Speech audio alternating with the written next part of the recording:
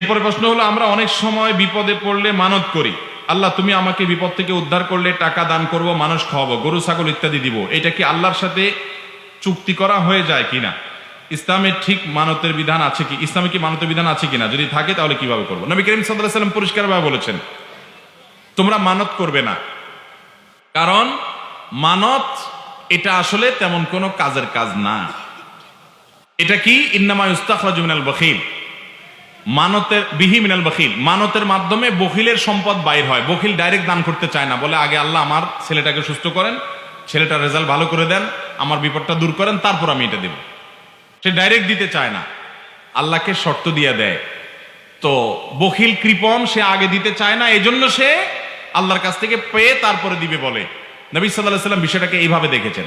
তবে এই হাদিসের আলোকে ওলামা ইকরাম কেউ মানত করাকে হারাম বলেন না, বলেন যেটা অনুত্তম কাজ, মানত ভালো জিনিস না।